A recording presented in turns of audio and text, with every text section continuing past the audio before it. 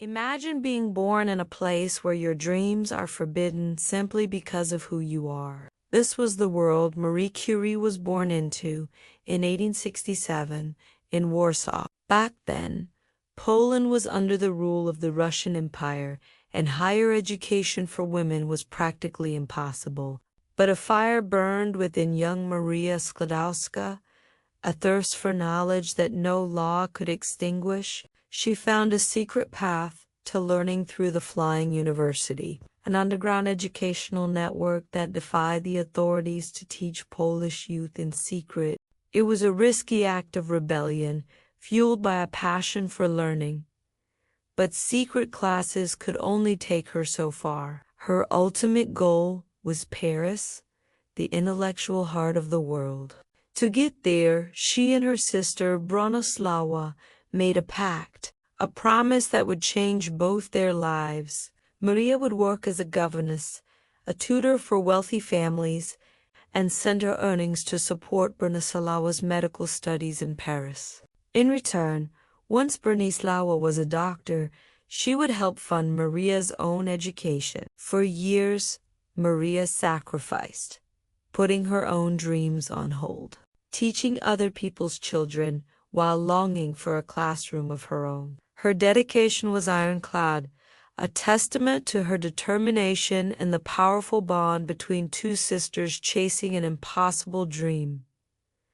Finally, in 1891, it was her turn. Maria arrived in Paris, a city buzzing with possibility. She enrolled at the legendary Sorbonne, the University of Paris, but her life was far from glamorous. She lived in a small, drafty attic, a world away from the intellectual grandeur of the university halls. Surviving on little more than bread and tea, she often fainted from hunger and the biting cold. Yet, none of these hardships could dim her focus. She poured every ounce of her energy into her studies, absorbing physics, chemistry, and mathematics with an intensity that astonished her professors. In this crucible of poverty and relentless study, the young woman from Warsaw was forging herself into a scientist who would soon change the world. In 1894, a pivotal meeting occurred. She was introduced to a scientist named Marie Curie. Their connection was immediate, not just a romantic spark, but a deep intellectual kinship. They were two minds united by a profound passion for science. Pierre was captivated by her brilliance and dedication. He famously wrote to her, saying what a fine thing it would be if they could pass their lives together, consecrated to our dreams, your patriotic dream, our humanitarian dream, and our scientific dream. They married a year later, becoming not just husband and wife, but one of the most formidable scientific partnerships in history. Their shared dream was about to lead them to a discovery that would unlock the very secrets of matter. Their journey into the unknown began with the work of another scientist, Angie Becquerel, who had discovered that uranium salts emitted mysterious rays. Marie was fascinated. She decided to make these rays the subject of her doctoral thesis. But where to work? The Sorbonne didn't have space for such an ambitious and, frankly, messy project. So, the Curies were given a shed, a dilapidated, leaky old shack that had previously been a dissecting room. It was drafty in the winter and sweltering in the summer, with a leaky glass roof that did little to protect them from the rain. This humble, poorly ventilated shed would become their laboratory, the birthplace of a new era in science. Their raw material was pitchblende, a type of uranium, or they had a hunch that uranium wasn't the only thing in this or that was emitting rays. To prove it, they needed tons of it. They managed to get a massive supply from a mine in Bohemia, and so began the back-breaking work. For 4 years, they toiled in that shed. Pierre focused on the physical properties, while Marie performed the grueling chemical separations. She would stir huge vats of boiling, bubbling chemicals with an iron rod nearly as tall as she was, processing tons of pitchblende to isolate tiny, unseen substances. It was physically exhausting and dangerously unhealthy, but they were driven by a shared, electrifying curiosity. Then, in July 1898, a breakthrough, they announced the discovery of a new element, one that was hundreds of times more active than uranium. In a tribute to her beloved, occupied homeland, Marie named it polonium. But they weren't done.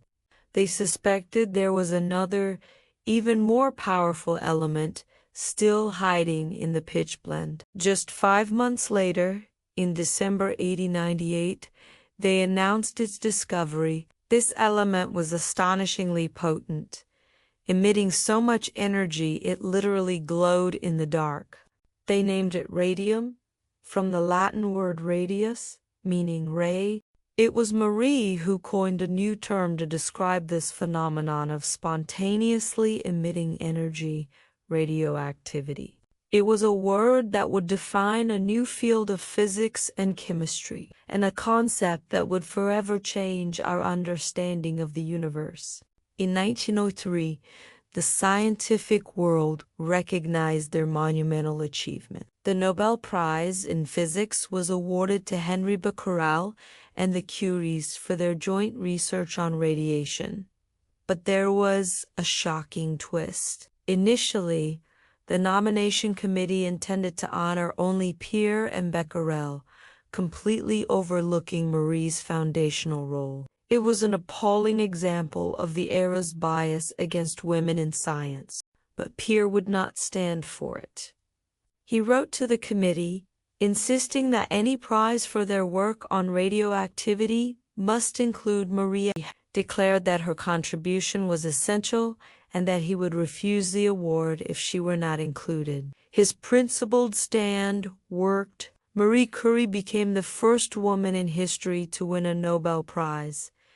But just as they reached the pinnacle of scientific acclaim, tragedy struck. In 1906, Pierre, while crossing a busy Paris street in the rain, was killed instantly in a road accident. Marie was shattered. She lost not only her husband and the father of her 2 young daughters, Irene and Eve, but also her closest scientific partner. In her diary, she wrote, "It is the end of everything, everything, everything." The world expected her to retreat into quiet grief.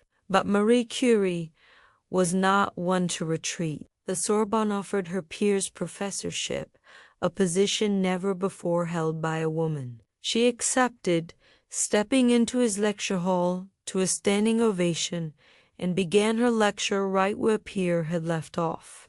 Driven by an unyielding spirit and a promise to honor Pierre's legacy, she continued their work alone. She was determined to isolate pure radium and prove it was a distinct element. This was an incredibly difficult task, but in 1910, she succeeded. For this monumental achievement, the Nobel Committee awarded her a second prize in 1911, this time the Nobel Prize in Chemistry. The press release was clear. This award was for her alone. Marie Curie became the first person, and to this day, the only person to win Nobel Prizes in 2 different scientific fields. She had broken through the highest glass ceiling in science, not once, but twice, cementing her legacy as one of the greatest scientific minds of all time. When World War I erupted in 1914, Marie Curie saw a new, urgent application for her discoveries. She knew that X-rays could save lives on the battlefield by helping surgeons locate bullets and shrapnel in wounded soldiers. The problem was that the hospitals near the front lines didn't have X-ray machines. So she took action. She designed and developed mobile radiography units, essentially X-ray machines installed in cars. These vehicles, nicknamed Petites Curies or Little Curies, could be driven directly to the front lines. With funding from the Union of Women of France, she equipped 20 of these vans and over 200 stationary radiological units, but she didn't just direct the project from a distance. A Nobel laureate in her late 40s, she learned to drive, learned basic auto mechanics, and drove the little Curies to the front herself. She worked tirelessly alongside military surgeons, often under dangerous conditions, teaching and demonstrating how to use the equipment. She also trained a corps of 150 women,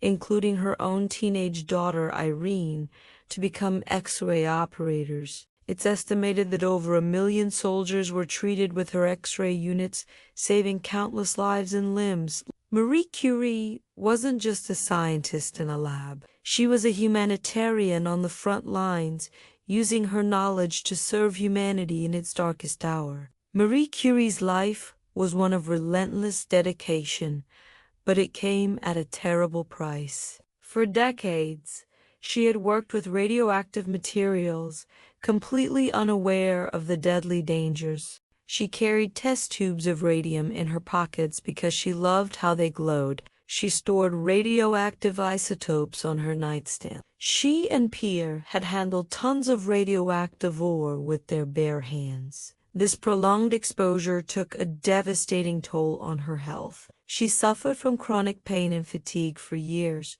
but she never stopped working. In 1934, at the age of 66, she died from aplastic anemia, a blood disease that is now known to be caused by radiation exposure. She was a martyr to science, killed by the very elements she had discovered. Her sacrifice is immortalized in an almost unbelievable way. Her body was so contaminated with radiation that it was placed in a lead-lined coffin. Even today, nearly a century after her death, her personal belongings, her clothes, her furniture, her books remain highly radioactive. Her laboratory notebooks are considered too dangerous to handle without protective gear. They are stored in lead-lined boxes at France's National Library, and anyone wishing to view them must sign a waiver and wear protective clothing. In 1995, in a final historic tribute, her and Pierre's remains were moved to the Pantheon in Paris, the final resting place for France's greatest national hero. Marie Curie became the first woman to be interred there based on her own merits, an eternal honor for a woman who defied every limit to illuminate the world. Her legacy is not just in the elements she discovered, but in the barriers she shattered and the inspiration she provides to this day. Thank you for watching. If you are inspired by Marie Curie's incredible story, please give this video a thumbs up and subscribe for more stories about the people who changed our world. See you next time.